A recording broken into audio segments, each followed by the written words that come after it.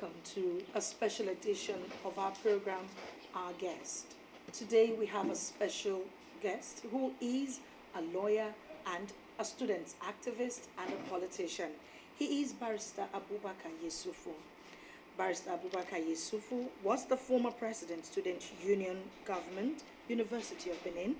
He is the current chairman, League of Patriotic Lawyers, and the head, Resource Center, Chris Ogemoyi Campaign Organization. Come. And also, it is worthy to note that he is the first Edo North person from the Faculty of Law to wear the cap as the Students' Union President of the University of Benin. Good morning and you're welcome. Thank you so much. Thank you for having me. Let's start with the issue of student unionism. In 1983, you were there as the president of the Students' Union, yes. And that was an election year. Yes. This is another election year. Yes. How do you marry the two? This is a defining moment. This is epic, and this is a turning point.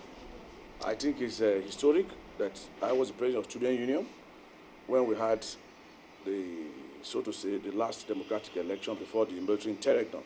And here comes another election year. So I'm very happy to be here. Okay. I'm very happy to be here. I'm very happy to be acknowledged, as somebody that's worthy to be interviewed. Nigeria is celebrating Democracy Day today, May 29th. Yeah. How do you assess the 1 year of President Muhammadu Buhari? Is there anything to celebrate? Well, I would say, were it possible to wake up again, Charles Dickens from his grave today, we would have also described it as the best of times and the worst of times. It is the best of times that a man that is full of integrity has finally taken over the saddle of leadership or government or governance. It is also the worst of times that we have not really gotten to the Eldorado in terms of promises, in terms of ideology and all that. But I think it's worthy sustaining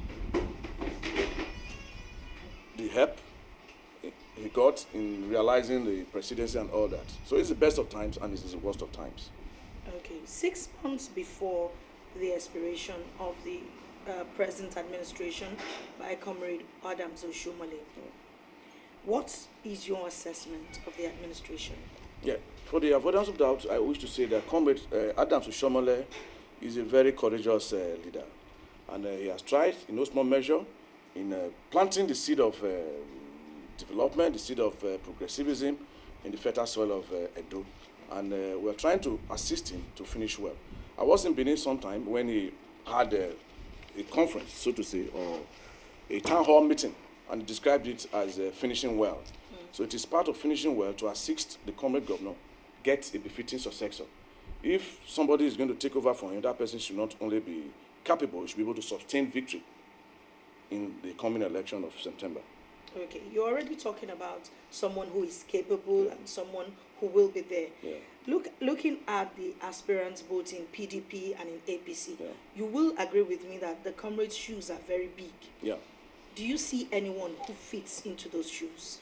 Well, I want to say this from inception that I'm decidedly biased, decidedly pro Chris Ogemoyi. Is my candidate. Indeed, I'm the head of his resource center, and we are here to support his gubernatorial bid. Okay. Yeah. But some people have it that he is not really a politician. Yeah. He's a technocrat who is trying to come into politics. Yeah, how do you assess that situation vis-a-vis politics? Yeah, that's why he's the magic wand.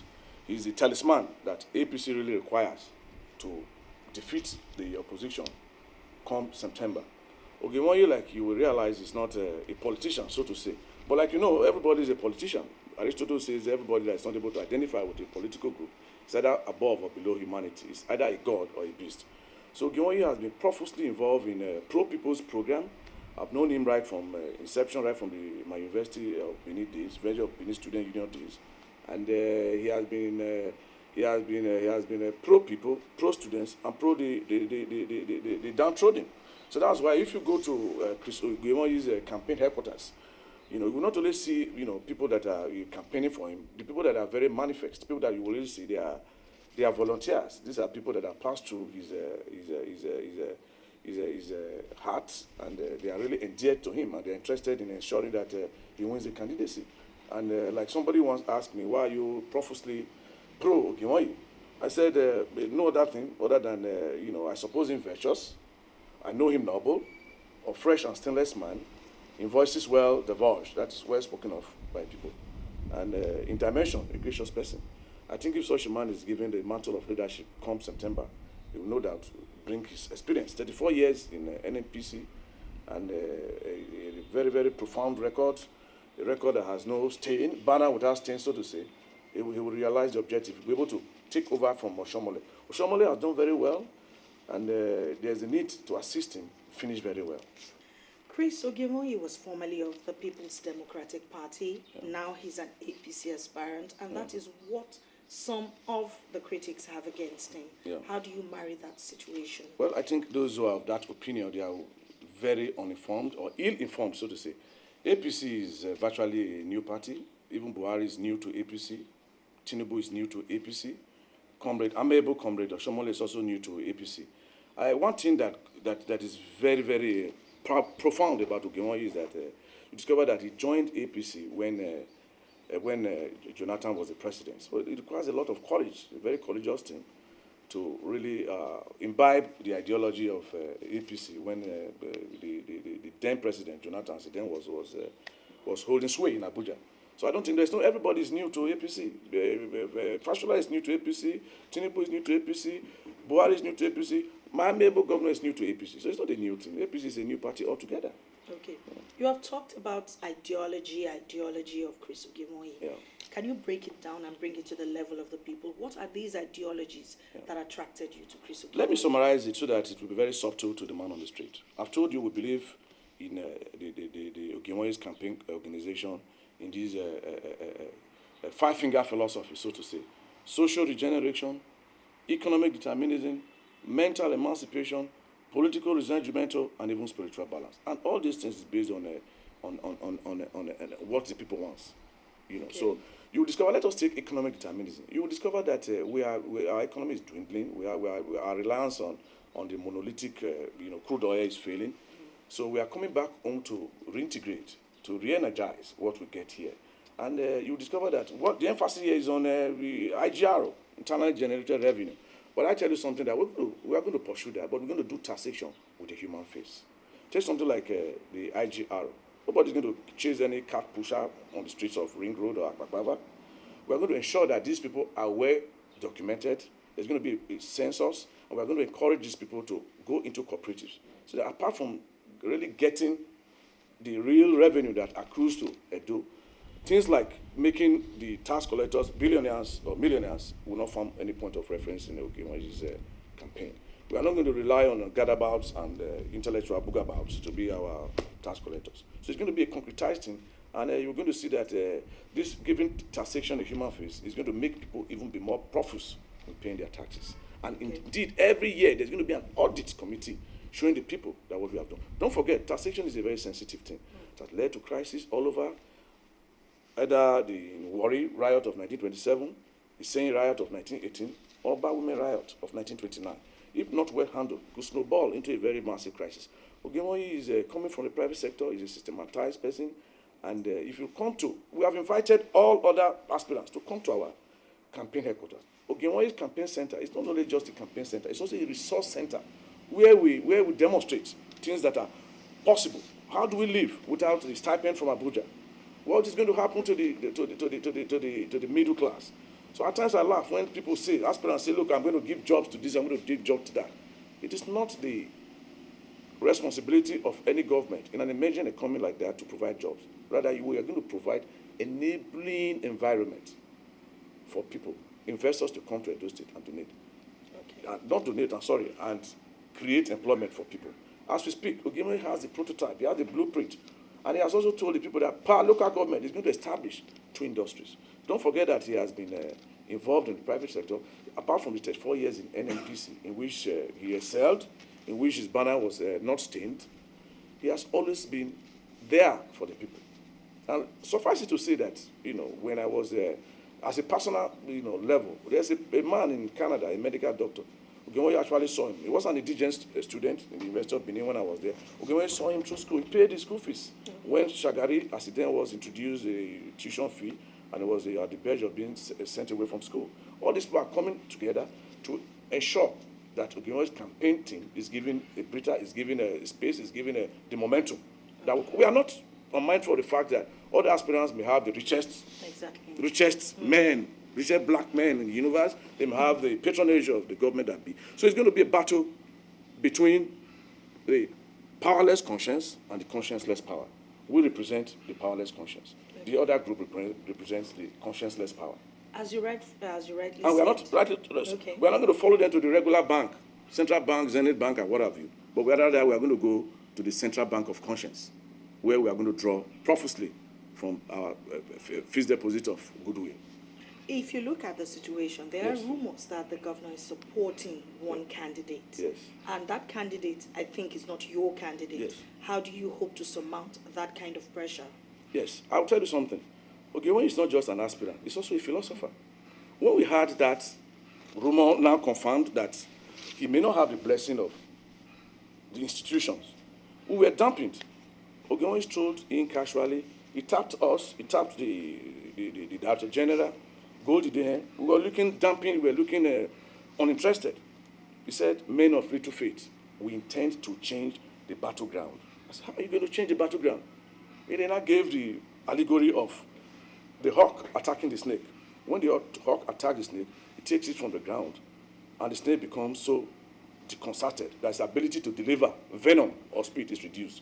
That's what we are going to do. We are going to take this battle from the normal level playing ground that when things like tribe, things like money is always a point of reference. And we're going to take it to a platform where things like money and others do not form any point of reference. And that's why we are very profuse.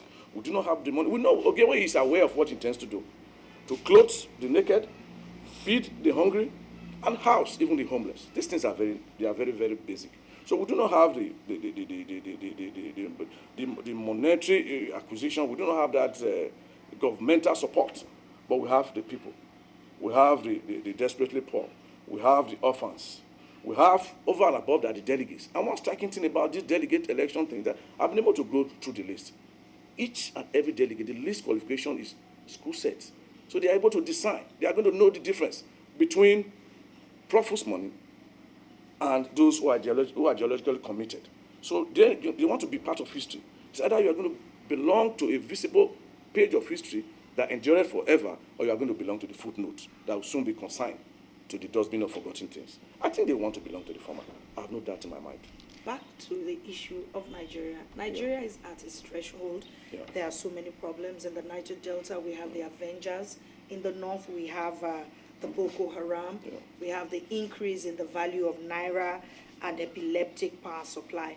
Is there any hope for this country beyond the situation now? Is there any hope for the country rising above these challenges? That is why people like us, that for more than 3 decades, we have been outside Edo State. We are now back to ensure the charity begins at home, that we give a credible replacement to Oshomole. I'm very interested. I'm a committed member. When I hear outside Edo State that, look, this is a paragon of a state. This is a paragon of virtue. Oshomole has been able to midwife a good state, that it should be able to midwife a successor. What people like you, people like me, people like everybody, we should be interested in who takes over from Oshomole. Because as that philosopher will say, what is necessary for evil to triumph is for good men like you and me to do nothing. If you decide to do something, evil takes a flight. So we're going to be, we have hope, we have courage, and we have the wherewithal to sustain the dream. Don't forget that, there comes a time in a nation's life where you have all these problems. But after storm comes the glorious dawn. There's a glorious dawn. There's a silver lining in the sky. I say this and I mean it. Because as we stand, I want to believe that we are descendants of a suffering people. We are descendants of a people, a generation determined to suffer no longer. So we are coming home to ensure that the best, only the best, is good enough. But I believe Ogenwoye is certainly the best. Looking at the race to Sadebe Avenue, you will agree with me that the comrade governor has brought in so big shoes that it's difficult for us to find someone to fit in. Yeah. And in looking for someone to fit in, what is this that the comrade governor has that has made his shoes so big? And why do you think people should continue to vote for the APC in Edo State? Okay, Oshomole's development, Oshomole's contribution to the dream that we now experience, that is a reality, is indeed profound across the senatorial district. Don't forget that the sage Obemudia even attested to Oshomole's profound contribution to our developmental stride. You know, Oshomole has even joined the sage. So that's why we are saying that as a man of wisdom, as a man that has joined the sage, he should also be interested in giving birth to whosoever is going to take over for him. And that is why we are thinking, or we are convincing him to come to our resource center. Let us tell him what we have in stock. I've been able to interrogate, to challenge other manifestos of other aspirants. And they are only profuse in ideological sermonizing and crude pamphleteering. Till Ogimoyi that has this concrete plan to take over from Oshomole. You have spoken about antithesis, thesis, Yes. synthesis, and all that. Yes. Let's look at Chris Ogimoyi.